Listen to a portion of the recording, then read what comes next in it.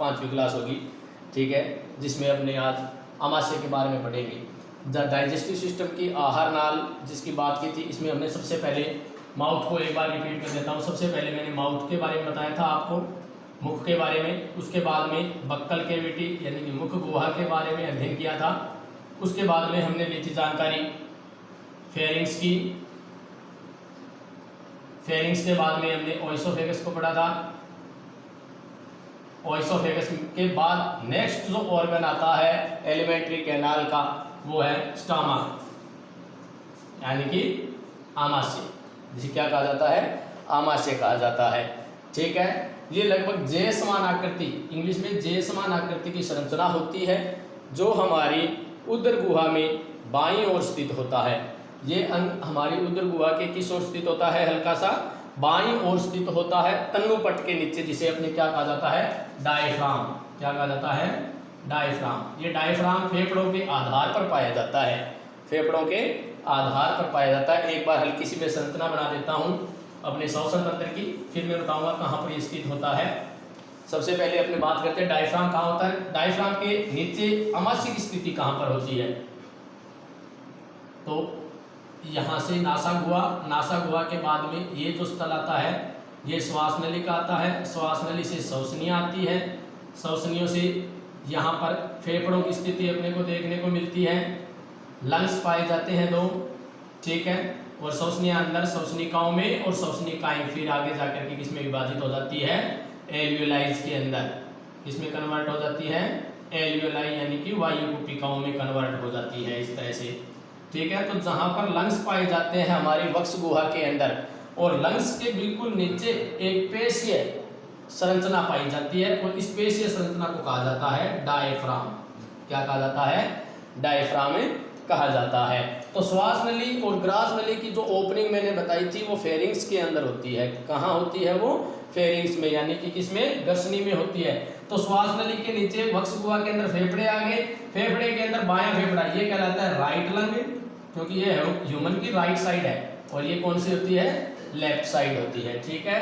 तो right side की बात की जाए तो अपने राइट साइड के अंदर राइट लंग है, और लेफ्ट साइड के अंदर लेफ्ट लंग है, यानी कि दायां फेफड़ा और बायां फेफड़ा। तो आमाशय कहाँ स्थित होता है, इस डायफ्राम यानी कि तन्नुपट, इस डायफ्राम के नीचे जस्ट बिलो, ठीक है। और कहाँ पर किस आकृति का, यहाँ से अपने आ गई, इसको पार करते हुए आएगी ग्रास नली, और ग्रास नली इसको पार करते आते हैं, और यहाँ पर एक जे आकृति की संरचना बनती है इस तरह की।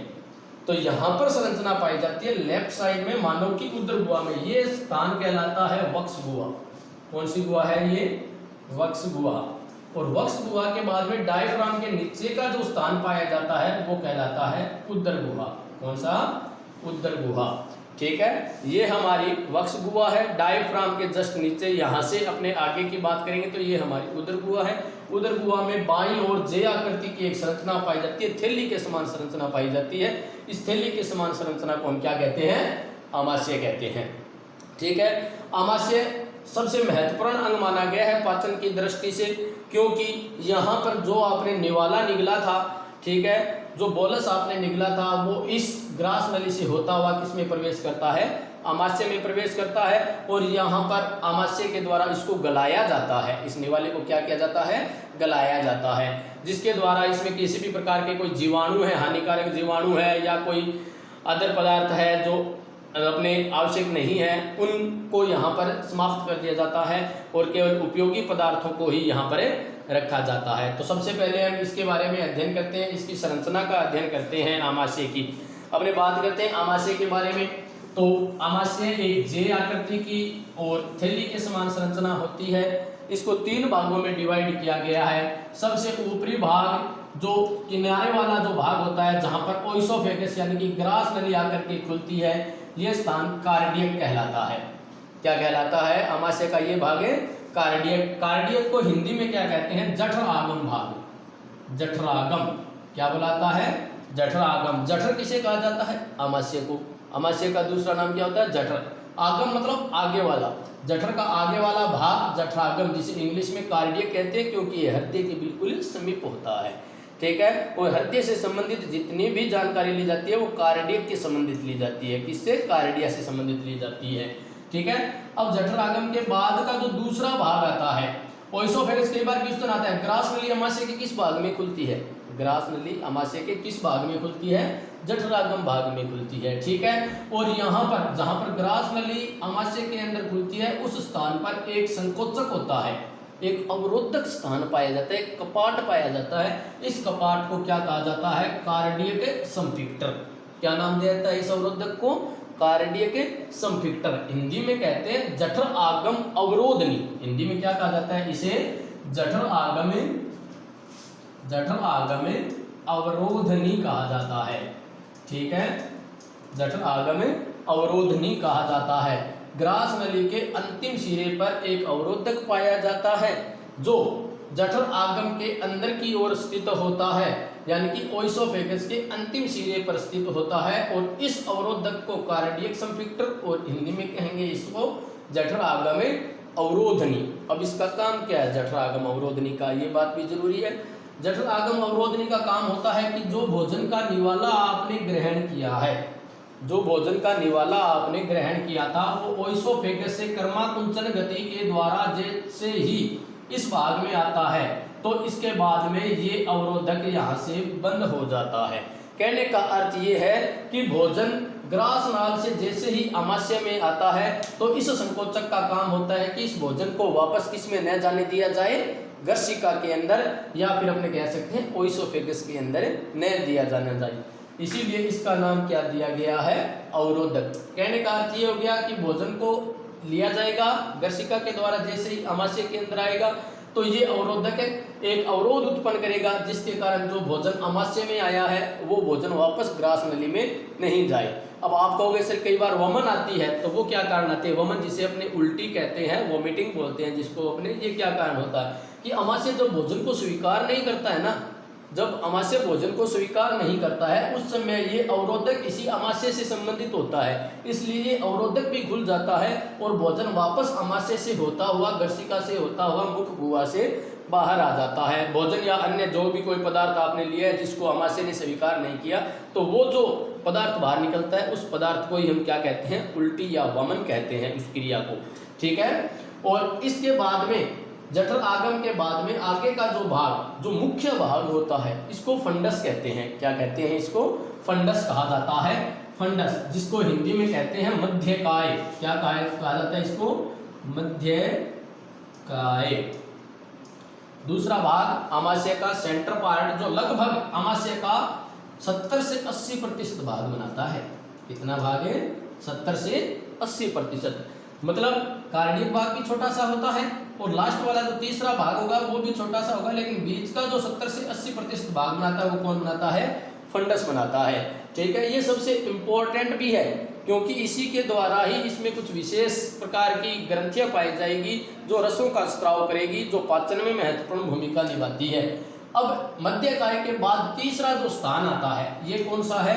तीसरा जो भाग है अमाशय का वो है पाइलोरिक। क्या नाम है इसका? पाइलोरिक। जो अति अपने कह सकते हैं संकुचनशील सा होता है, बिल्कुल अपने कह सकते हैं वलन के रूप में, और थोड़ा पतला होता है। प्रारंभ की स्थिति से थोड़ा क्या होता है? पतला। पाइलोरिक भाग तीसरा भाग है। और इसका दूसरा नाम क्या होता है हिंदी में अपने? जठर निर्गम भाग। जठर निर्गम भाग, ठीक है। जठर निर्गम भाग। पहला भाग जठर आगम भाग अमाशय का, दूसरा भाग फंडस यानी कि मध्यकाय, तीसरा भाग पाइलोरिक या फिर कहते हैं इसको जठर निर्गम। 3 भागों में इसको विभाजित किया गया है। जठर आगम में एक अवरोधक पाया जाता है जो ग्रास नली के अंतिम सिरे पर होता है। इसे अपने जठर आगम अवरोधनी या कार्डियक संफिक्टर कहते हैं, या इसको क्या कहते हैं? कार्डियक संफिक्टर कहा जाता है। अपने कह सकते हैं मेडिकल लाइन में इसका एक नाम अन्य और दिया गया है। मेडिकल लाइन में इसका एक अन्य नाम और दिया गया है जिसका नाम है गैस्ट्रोओइसोफेरिंजियल संफिक्टर। गैस्ट्रोओइसोफेरिंजियल संफिक्टर कहने का अर्थ ये हो गया, गैस्ट्रो का संबंध आ जाता है अमाशय से, ओइसो का अर्थ आ गया ओइसोफेगस से, फेरिंजियल का अर्थ आ गया गर्सनी से, और संफिक्टर का अर्थ आ गया अवरोधक। कहने का अर्थ ये है, अपनी बात करें तो फेरेंजियल यानी कि गर्शनी और गर्शिका से जो भी भाग जा रहा है आमाशय में उसको अवरोध प्रदान करता है कौन सा, कार्डियक संफिक्टर। अब अपने जठर आगम में कार्डियक भाग जो अपने बोलते हैं, मध्यकाय को फंडस बोलते हैं और जठर निर्गम को पाइलोरिक बोला जाता है। जिस तरह से प्रारंभ में हमने एक अवरोधन को देखा था ना, ठीक उसी तरह से अंतिम भाग पर भी एक अवरोधक पाया जाता है। ठीक है, आमाशय के अंतिम भाग पर भी एक अवरोधक पाया जाता है। इस अवरोधक को कहते हैं अपने पाइलोरिक अवरोधक या पाइलोरिक अवरोधनी, इंग्लिश में कहेंगे इसको पाइलोरिक संफिक्टर। ठीक है, आमाशय के तीसरे भाग में क्या पाया गया है, तीसरे भाग का नाम क्या है, पाइलोरिक जठर निर्गम। और जठर निर्गम के अंदर भी अंतिम सिरे पर एक अवरोधक मिलता है, एक कपाट मिलता है, इसका नाम भी क्या है, पाइलोरिक संफिक्टर यानी कि पाइलोरिक अवरोधनी या जठर निर्गम अवरोधनी। दूसरी कौन सी है, जठर निर्गम अवरोधनी, जठर निर्गम अवरोधनी। ठीक है, जठर निर्गम अवरोधनी। तो दो अवरोधनी के बारे में देखा है हमने, एक अवरोधनी जो ग्रास नली से आमाशय में आते वक्त ग्रास नली के अंतिम सिरे पर है, दूसरी अवरोधनी आमाशय के अंतिम सिरे पर जहां पर छोटी आंत का प्रारंभन होता है। ये छोटी आंत का प्रारंभन हो जाता है यहाँ से। छोटी आंत का कौन सा भाग है, ये ग्रहणी भाग है। छोटी आंत का कौन सा भाग है, ये ग्रहणी भाग। छोटी आंत का जो तीन भागों में बांटता, हमने छोटी आंत को कितने भागों में विभाजित किया था, तीन भागों में, ड्यूडिनम, जेजुनम और इलियम। और ड्यूडिनम को हिंदी में क्या कहते हैं, ग्रहणी कहते हैं। क्या कहते हैं, ग्रहणी। छोटी आंत का पहला जो भाग है वो कौन सा है, ग्रहणी। अब ध्यान से सुनो इस बात को, आमाशय का जो अंतिम भाग है वो क्या कहलाता है, पाइलोरिक। पाइलोरिक को हिंदी में क्या कहते हैं, जठर निर्गम। इस जठर निर्गम के अंतिम सिरे पर एक अवरोधक पाया जाता है, इस अवरोधक को बोलते हैं पाइलोरिक संफिक्टर या जठर निर्गम अवरोधनी। इस जठर निर्गम अवरोधनी को कहां पर रखा जाता है या कहां पर पाई जाती है, पाइलोरिक के अंतिम सिरे पर और ग्रहणी के प्रारंभिक सिरे पर। अब इसका क्या काम है, इसका मुख्य कार्य यह है कि भोजन जब आमाशय से अपने गल करके आगे ग्रहणी में चला जाता है, ठीक है, तो ग्रहणी में गया हुआ भोजन वापस आमाशय में न आ जाए, वापस आमाशय में न आ जाए। एक ही दिशा में होती है ये प्रोसेस। ग्रास नली से भोजन आ गया आमाशय के अंदर, तो आमाशय से वापस ग्रास नली में न चला जाए, इसलिए तो कार्डियक संफिक्टर लगता है। ठीक है, और आमाशय से भोजन जब आपने कह सकते ग्रहणी में आ जाए, छोटी आंत में आ जाए, तो वापस आमाशय में न चला जाए, इस कारण कौन सा लगता है, पाइलोरिक संफिक्टर लगता है। एक ही बात है ना, भोजन करने वाला या भोजन किस में आ गया, आमाशय में, तो ये बंद हो जाएगा ताकि भोजन ऊपर न जाए। अब यहाँ से गल करके भोजन जैसे ही आगे जाएगा छोटी आंत में, तो भोजन वापस आमाशय में न आ जाए, इसलिए कौन सा होता है, पाइलोरिक संफिक्टर पाया जाता है। पाइलोरिक संफिक्टर को क्या कहते हैं, अपने जठर निर्गम अवरोधनी कहते हैं। आगे बात समझ में, तो ये तो मुख्य अंग की बात की थी। अब हमने अब इसकी औतिकी संरचना और देख लेते हैं। औतिकी संरचना का अर्थ हो गया कि इसकी आंतरिक संरचना का और अध्ययन कर लेते हैं। ठीक है, तो अपने बात करते हैं। सबसे पहले अन्य अंगों को मैं हटा देता हूं, अन्य भागों को हटा देता हूं, अपने मुख्य जो पॉइंट है वही रखता हूं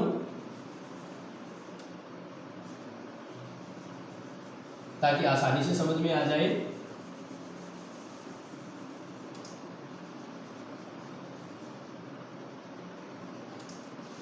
यहीं से बताया जाएगा आपको, ये अंतिम सिरा क्या कहलाता है, पाइलोरिक अंतिम। अब अपने पॉइंट के हिसाब से देखें, आमाशय को कितने भागों में बांटा गया है, 3 भागों में। कितने भागों में, 3 भागों में। पहला कौन सा था, जठरागम, दूसरा कौन सा था, फंडस, तीसरा कौन सा था, जठर निर्गम। ठीक है, जठरागम को कहते हैं कार्डियक, जिसमें पाई जाती है अपने मुख्य प्रकार की ग्रंथियां, फंडस। ये सबसे ज्यादा भाग घेरने वाला है। ठीक है, 70 से 80% भाग है, इसको कहते हैं फंडस या फिर मध्यकाय। तीसरा है जठर निर्गम, जिसको क्या कहा जाता है, पाइलोरिक। ये 3 भाग थे इसके। ठीक है, कार्डियक के अंदर जहां पर ग्रास नली आती है वहां पर कार्डियक संफिक्टर मिलता है। ठीक है, पाइलोरिक के अंदर जब अंतिम सिरा आता है, ग्रहणी प्रारंभ होती है, तो वहां पर पाइलोरिक संफिक्टर मिलता है, पाइलोरिक संफिक्टर मिलता है, अवरोधक मिलता है। ठीक है, अब इसकी औतिकी की बात की जाए, औतिकी का अर्थ हो गया आंतरिक संरचना। तो हमने ग्रास नली के कितने स्तर देखे थे, ग्रास नली के कितने स्तर पाए जाते हैं भित्ति में, ग्रास नली के कितनी परतें देखी थी, ग्रास नली की 4 परतें देखी थी। कितने स्तर देखे थे ग्रास नली के, 4 स्तर देखे थे, और वही 4 स्तर इसके अंदर भी पाए जाते हैं। अपने बात करते हैं, ये जे के समान संरचना है, इसको मैंने काट करके बाहर निकाल दिया। ठीक है, इस तरह से मैंने क्या कर लिया, इसको बाहर निकाल लिया। अब मैं इसकी इस लेयर को काटता हूँ। ठीक है, इस लेयर को काटूंगा तो बाहर से लेकर के अंदर की ओर, यहाँ पर ये जो भित्ति है ये तो गुहा है ना इसकी, ये तो इसका खालिस्तान है, ये तो इसकी गुहा है। ठीक है, तो इसकी दीवार को या इसकी भित्ति को काटूंगा तो इसके बाहर से लेकर के और अंदर तक, बाहर से लेकर के अंदर तक कितने स्तर पाए जाएंगे, 4 स्तर। इसकी भित्ति के कितने स्तर मिलेंगे अपने को, 4 स्तर मिलेंगे। कौन कौन से होते हैं वो 4 स्तर देखते हैं अपने। ठीक है, आमाशय की औतिकी संरचना यही होती है, कौन कौन से 4 स्तर होते हैं अभी देखेंगे अपने। सबसे पहले अपने बात करते हैं, वही 4 स्तरों की बात की जाए तो यहाँ से लेकर के ये भाग मैंने काट लिया यहाँ तक का। ठीक है, तो यहाँ से यहाँ तक का काटा है, तो इसके अंदर वाले सिरे को देखूंगा ना मैं, इस तरह से ये कट गया। जब मैंने इसका इलेक्ट्रॉन माइक्रोस्कोप अध्ययन किया, इलेक्ट्रॉन माइक्रोस्कोपिक अध्ययन किया, तो मैंने इसको काटी, इस पतली सी लेयर को काटी, तो अंदर से देखा तो ये इतना बड़ा था। ठीक है, तो ये बाहर वाली साइड आ गई, और ये कौन सी साइड आ गई, अंदर वाली। ठीक है, ये बाह्य सतह है, और ये कौन सी सतह है, अंदर वाली सतह, यहाँ से यहाँ तक की है बस। ठीक है, अब अपने बात करते हैं 4 स्तर है कौन कौन से। सबसे बाह्य स्तर को कौन सा स्तर नाम दिया था, वही रहेगा हमेशा ही। सबसे बाह्य स्तर कौन सा होता है, शिरोसा। कौन सा होता है, शिरोसा होता है, इस बात का विशेष ध्यान रखना। सबसे बाह्य स्तर को कौन सा स्तर कहते हैं, शिरोसा। और शिरोजी तंतुओं का बना होता है, प्रत्यास्थ होता है, ताकि वो संकुचन भी कर सके और स्थिलन भी कर सके। अब उसके बाद में ये सिंगल लेयर होती है। उसके बाद में कौन सा था हमारे पास है, बाह्य पेशी स्तर। कौन सा था, बाह्य पेशी स्तर। बाह्य पेशी स्तर कितने प्रकार का देखा था, 2 प्रकार का। कितने प्रकार का देखा था, 2 प्रकार का। एक तो था अनुदैर्ध्य, बाह्य अनुदैर्ध्य पेशी स्तर, बाह्य अनुदैर्ध्य पेशी स्तर। इस तरह से अनुदैर्ध्य मतलब खड़ी, खड़ी कोशिकाएं होती है बिल्कुल, और अनुदैर्ध्य कोशिकाएं खंभे के समान स्तंभाकार कोशिकाएं अनुदैर्ध्य पेशी कोशिकाएं होती है। मध्य में बाह्य पेशी स्तर, वहां पर कितने प्रकार के थे, 2। बाह्य तो अनुदैर्ध्य था और आंतरिक वर्तुल था। ठीक है, ग्रास नली के अंदर क्या देखे थे, पेशी स्तर 2 प्रकार के देखे थे। बाहर की तरफ तो अनुदैर्ध्य पेशियों का स्तर था, और उसके बाद में वर्तुल पेशियों का स्तर था। लेकिन आमाशय के अंदर विशेषता ये है कि इसमें पेशी स्तर कितने होते हैं, 3। कितने होते हैं, 3। सबसे बाहर की तरफ तो अनुदैर्ध्य, इसे कहेंगे बाह्य अनुदैर्ध्य पेशी स्तर, बाह्य अनुदैर्ध्य पेशी स्तर। उसके बाद में बीच का जो स्तर आएगा वो आएगा वर्तुल। वो कैसा आएगा, वर्तुल पेशी स्तर। कौन सा आएगा वो, वर्तुल पेशी स्तर। ये आ गया मध्य वर्तुल पेशी स्तर, वर्तुल पेशी स्तर। और ये आ गया मध्य वर्तुल पेशी स्तर, और ये आ गया बाह्य अनुदैर्ध्य पेशी स्तर। तीसरा इसमें कैसा होता है, तीसरा इसमें होता है तिर्यक पेशी स्तर।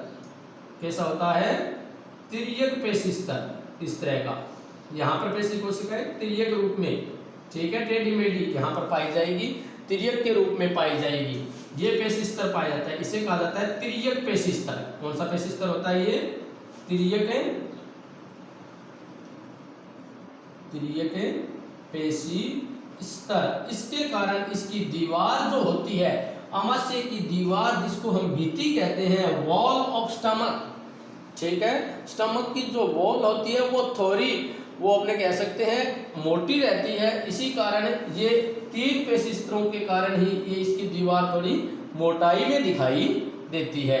तो हमारे पास अभी तक 2 ही स्तर आए हैं। पहला तो था सबसे बाह्य शिरोसा स्तर, दूसरा, इन तीनों को मिक्स रूप में कहेंगे, इन तीनों को मिक्स रूप में कहा जाता है, इन तीनों को एक नाम दिया जाता है, वो कहा जाता है पेशी स्तर। क्या नाम कहा जाता है? पेशी स्तर। क्योंकि है तो ये पेशियां ही, क्या है ये? पेशियां ही है ना, ठीक है। तो कौन कौन सी पेशियां हैं? बाहर की तरफ तो अनुदैर्ध्य पेशी स्तर, मध्य की तरफ वर्तुल पेशी स्तर, अंदर की तरफ तिर्यक पेशी स्तर, ठीक है। कई बार क्वेश्चन आता है, ठीक है, कि तिर्यक पेशी स्तर किस अंग में पाया जाता है? ग्रास नली, आमाशय, छोटी आंत, बड़ी आंत, ठीक है, किसमें पाया जाता है? आमाशय में पाया जाता है। तिर्यक पेशी स्तर किसमें पाया जाता है? केवल आमाशय में पाया जाता है। इसके कारण इसकी दीवार थोड़ी मोटी रहती है। अब दो स्तर आए, शिरोसा और पेशी स्तर। उसके बाद में जो तीसरा स्तर आता है, ये वाला जो स्तर आता है, ठीक है, ये होती है अधः श्लेष्मिका। ये बीच का स्तर कौन सा होता है? अधः श्लेष्मिका। और अधः श्लेष्मिका के बारे में तो आप जानते ही हैं। अधः श्लेष्मिका का काम क्या होता है? अधः श्लेष्मिका, अधः श्लेष्मिका के अंदर क्या पाई जाती है? वही रक्त वाहिनियां पाई जाएगी, ठीक है। उसके बाद में रक्त वाहिनी के बाद में लसिका वाहिनियां पाई जाएगी इसमें, ठीक है। उसके बाद में तंत्रिका तंतु पाए जाएंगे इसमें, तंत्रिका तंतु पाए जाएंगे इसमें अधः श्लेष्मिका स्तर में, ठीक है। और इसके बाद में कोलेजन तंतु भी इसमें पाए जाएंगे। कोलेजन तंतु जो आपस में इन सभी को अपने स्थान पर जोड़े रखते हैं, ठीक है। किसी भी तरह से इसमें अपने कह सकते हैं खिंचाव या टूटने की जो क्षमता है वाहिनियों के अंदर, वो उत्पन्न नहीं होने देते हैं कोलेजन तंतु, ठीक है। बाह्य शिरोसा जो प्रत्यास्थ होता है, जो अपने संकुचन भी कर सके और स्थिलन भी कर सके। इस कारण यहाँ पर ये यदि अपने अंदर गति भी करे आमाशय, ठीक है, गति भी करे ना आमाशय, तो ये शिरोसा स्तर इसको पुनः उसी स्थिति में लाने का प्रयास करती है। ये परत तो ये काम करती है। उसके बाद में ये जो पेशी स्तर होते हैं, ये पेशी स्तर संकुचन स्थिलन, संकुचन स्थिलन का जो काम होता है, अर्थात इसको इकट्ठा करना है, वापस करना है। क्योंकि ये प्रोसेस यहाँ पर इसलिए किए जाते हैं ताकि इस भोजन को क्या किया जाए? गलाया जाए। इस भोजन को क्या किया जाए? गलाया जाए, अच्छी तरह से पचाया जाए अच्छी तरह से। इसलिए ये कभी संकुचित होते हैं, कभी स्थिलित होते हैं। संकुचित और स्थिलित होने का काम कौन करता है? ये पेशी स्तर करते हैं। और इनको सूचना कौन देते हैं? तंत्रिका तंतु देते हैं। और जो कहाँ पर पाए जाते हैं? अधः श्लेष्मिका में पाए जाते हैं। तो तीन स्तर हो गए हमारे पास आमाशय के। पहला शिरोसा स्तर सबसे बाहर वाला, उसके बाद में पेशी स्तर, तीसरा आ गया अधः श्लेष्मिका स्तर, और चौथा स्तर कौन सा होता है? श्लेष्मिका स्तर। कौन सा? श्लेष्मिका स्तर। इस श्लेष्मिका स्तर में क्या पाई जाती है? जठर ग्रंथियां। क्या पाई जाती है? जठर ग्रंथियां पाई जाती है। कौन सी ग्रंथियां पाई जाती है? जठर ग्रंथियां पाई जाती है, ठीक है। और हल्के से ये अनुदैर्ध्य वलन लिए हुए होता है। ये स्तर कैसा होता है? हल्का सा अनुदैर्ध्य वलन लिए हुए होता है। इस तरह के वलन लिए हुए होता है। कौन सा स्तर है? श्लेष्मिका स्तर है। तो औतिकी की बात करें, आमाशय की ध्यान से समझना, मैं बेटा नहीं रहा, एक बार आपको अच्छी तरह से समझाऊंगा मैं, ठीक है। एक बार दोबारा रिपीटेशन कर लेते हैं। स्टमक का आहार नाल का जो सबसे मुख्य अंग है, आहार नाल का सबसे मुख्य अंग यही है, ठीक है। उदर गुहा के बाईं ओर एक थैली के समान संरचना पाई जाती है, जिसे हम क्या कहते हैं? आमाशय कहते हैं, ठीक है। स्टमक कहा जाता है। आमाशय के तीन भाग होते हैं। एक तो बोला जाता है सबसे प्रारंभिक भाग, सबसे ऊपरी भाग कार्डियक, बीच का भाग फंडस, और तीसरा जो भाग होता है ये क्या कहलाता है? पाइलोरिक कहलाता है। कार्डियक को जठरागम कहते हैं, फंडस को मध्यकाय कहते हैं, और पाइलोरिक को जठर निर्गम भाग कहा जाता है, ठीक है। जठर आगम भाग के अंदर अपने बात करें, ग्रास नली जहां पर आकर के खुलती है, ठीक है, ग्रास नली का अंतिम सिरा होता है, वहां पर अवरोधक पाया जाता है। इस अवरोधक को कार्डियक संफिक्टर या जठर आगम अवरोधनी कहते हैं, ठीक है। जो भोजन को आमाशय में जाने के बाद में वापस ग्रास नली में नहीं जाने देती है। उसके बाद में भोजन यहाँ पर पूर्ण तरह गला दिया जाता है, और गलाने के बाद पूर्ण पचा हुआ जो भोजन हो जाता है, गलाया हुआ भोजन काइम कहलाता है। क्या कहलाता है?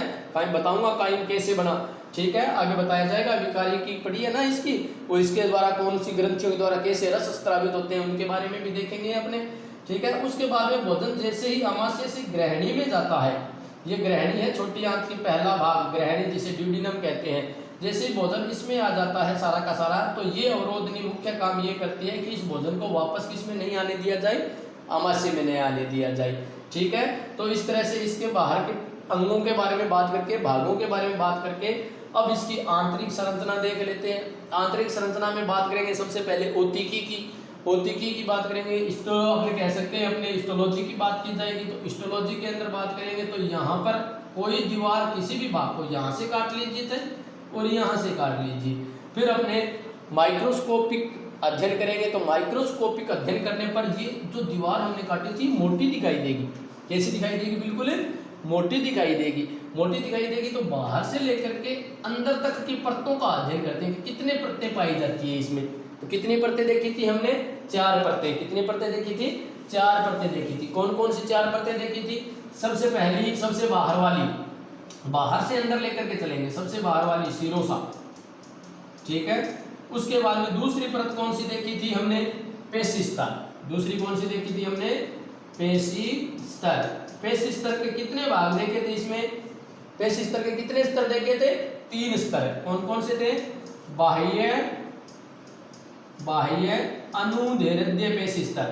अनुदैर्ध्य का अर्थ हो गया इसमें स्तंभाकार कोशिकाएं पाई जाएगी, पेशी कोशिकाएं। ठीक है, दूसरी थी अपने पास पेशी स्तर के अंदर कोशिकाएं मध्य वर्तुल पेशी स्तर। मध्य वर्तुल पेशी स्तर, वृत्त के समान गोल, मध्य वर्तुल पेशी स्तर। ठीक है, उसके बाद में तीसरी जो हमारे पास थी वो कौन सी थी? अपने बात करें तिर्यक पेशी स्तर। कौन सा था? तिर्यक पेशी स्तर। आई बात समझ में? तो पेशी स्तर के कितने भाग देखे हमने? 3। और ये तीसरा स्तर केवल किस में पाया जाता है? केवल और केवल किस में पाया जाता है? स्टोमक में, इसलिए ये इंपॉर्टेंट भी है। उसके बाद में तीसरा जो स्तर देखा अधश्लेष्मिका। कौन सा? अधश्लेष्मिका। और जो अंतिम हमारे पास बिंदु था वो कौन सा था? कौन सी स्तर थी? सबसे आंतरिक वाली जो अनुदैर्ध्य वलन लिए हुए होती है। और ये वलन हमें कब दिखाई देते हैं? जब हमारा आमाशय पूर्णतया खाली हो, तब हमें ये वलन स्पष्ट रूप से दिखाई देने लगते हैं। ये वलन लिए हुए होते हैं और यही वलनों के अंदर, इसी वलनों के अंदर कोशिकाओं के समूह पाए जाते हैं जो विशेष प्रकार के रसों का स्त्राव करते हैं। और इन्हीं कोशिकाओं के समूह को, जो कि जठर के अंदर पाए जाते हैं, इसलिए इन कोशिकाओं के समूह को क्या कहा जाता है? जठर ग्रंथियां। किस क्षेत्र में पाई जाती है? श्लेष्मिका स्तर में पाई जाती है। बात परिभाषा लिखूंगा मैं इसकी, श्लेष्मिका, जिसमें जठर ग्रंथियां पाई जाती है। आगे बात समझ में? तो अपने ओतिकी हो गई। अब अपने बात करते हैं जठर ग्रंथियों की। किसकी बात करेंगे? जठर ग्रंथियां।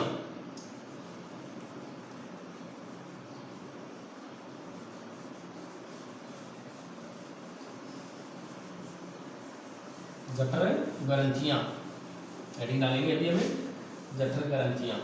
देखते हैं जठर ग्रंथियों के बारे में। जठर ग्रंथियां इंग्लिश में कहा जाता है इसको गैस्ट्रिक ग्लैंड्स। गैस्ट्रिक ग्लैंड्स कौन कौन सी है? एक बार हल्का सा डायग्राम बना देता हूं मैं आमाशय का, ताकि आपके समझ में आ जाएगा ये आसानी से। अब सबसे पहले इसी भाग को ले लेते हैं, उसके बाद में सेकंड को और लास्ट में थर्ड को।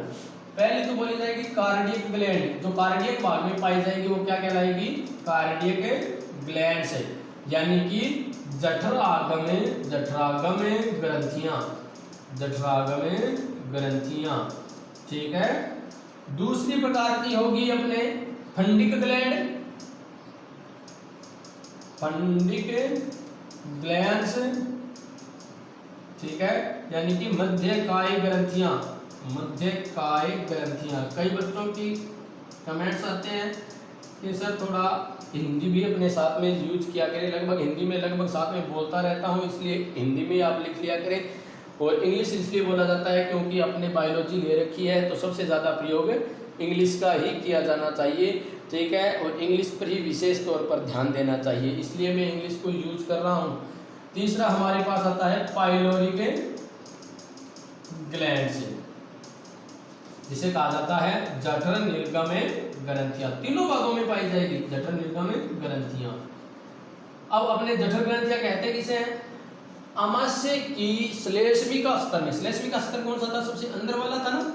आमाशय की श्लेष्मिका स्तर में पाए जाने वाले कोशिकाओं के वे समूह हैं जो जठर रस का स्त्राव करती है, क्या कहलाती है? जठर ग्रंथियां कहलाती है। एक बात और सुन ले, श्लेष्मिका स्तर में, कौन से स्तर में? श्लेष्मिका स्तर के अंदर पाए जाने वाले कोशिकाओं के समूह हैं जो जठर रस का स्त्राव करती है, क्या कहलाती है? जठर ग्रंथियां कहलाती है। तो कौन कौन सी थी? ये 3 प्रकार की ग्रंथियां थी, जठरागम ग्रंथियां, मध्यकाय ग्रंथियां और जठर निर्गम ग्रंथियां। जठर आगम कहाँ पर पाई जाएगी? इस क्षेत्र में, यहाँ तक पाई जाएगी जठरागम ग्रंथियां। और मध्यकाय की ग्रंथियां इस क्षेत्र में पाई जाएगी। और अंतिम वाली जठर निर्गम ग्रंथियां कहाँ पाई जाएगी? इस क्षेत्र में पाई जाएगी। आगे बात समझ में? 3 प्रकार की तो भाग देना, कार्डियक था, मध्यकाय था और पाइलोइक था। ठीक है। जठरागम के भाग में पाई जाने वाली, इस तरह में पाई जाने वाली ग्रंथियां कौन सी होगी? जठरागम ग्रंथियां। मध्यकाय में पाई जाने वाली ग्रंथियां मध्यकाय ग्रंथियां। और जठर निर्गम भाग में पाई जाने वाली जठर निर्गम ग्रंथियां। और इन तीनों के द्वारा एक रस स्रावित किया जाएगा। इन तीनों के द्वारा स्रावित रस को कौन सा रस कहा जाएगा? जठर रस। जठर रस। और इस जठर रस का पीएच मान कितना होता है? लगभग पीएच मान यदि बात की जाए, ठीक है, अपने बात की जाए रासायनिक दृष्टि से अपने किस तरह का होता है ये, तो इसके अंदर ये लगभग अम्लीय है। और कैसा अम्लीय है? प्रबल अम्लीय है। पीएच के हिसाब से ये क्या होगा? जठर रस है प्रबल अम्लीय। पीएच कितनी होती है? 1.2 से लेकर के 1.4 के बीच में। जठर रस की पीएच कितनी होती है? 1.2 से लेकर के 1.4 के बीच में। पीएच का अर्थ आप जानते ही हैं, रासायनिक विज्ञान में कहा जाता है power of A hydrogen ion. Power of A hydronium ion की बात की जाए, अब अपने बात करें 0 से 7 तक है और 7 से 14 तक पीएच की बात की जाए। 0 से 14 तक होती है पीएच का मान लिया जाए। 0 से 7 तक जाएंगे तो अम्लीयता घटती है। अम्लीयता घटती है, ठीक है, घटती है। 7 पर अम्लीयता आपने कहना है, अम्लीयता होती है ना, क्षारक होता है। यहाँ पर विलयन क्या होता है? उदासीन होता है। क्या होता है विलयन? उदासीन। और 7 से 14 तक जाने पर क्षारकता, क्षारकता क्या होती है? बढ़ती है। क्षारकता क्या होती है? बढ़ती है। पीएच के हिसाब से बात की जाए, पीएच से तुलना की जाए तो 0 से 7 तक तो क्या होती है? अम्लीयता घटती जाती है। 7 पर उदासीन हो जाता है और 7 से आगे बढ़ने पर क्षारकता क्या होती है? बढ़ती जाती है। तो 0 से 7 तक घटती जाती है। तो यहाँ पर कैसा है? 1.2 से लेकर के 1.4 के बीच है, ठीक है। इसलिए ये प्रबल अम्लीय होता है और जैसे जैसे आगे जाएं तो यहाँ पर अम्लता घटती है। लेकिन इसका पीएच मान कितना है? 1.2 से 1.4। इसलिए जठर रस कैसा होता है? प्रबल अम्लीय। किस प्रजेश के कारण होता है प्रबल अम्लीय? कौन से अम्ल के कारण? HCl अम्ल के कारण। जठर रस में मुख्य तौर पर कौन सा अम्ल पाया जाता है? HCl अम्ल, जो खुद में एक क्या है? प्रबल अम्ल है। खुद में एक क्या है? प्रबल अम्ल है। ठीक है बच्चों, आज के लिए बस इतना ही किया जाएगा।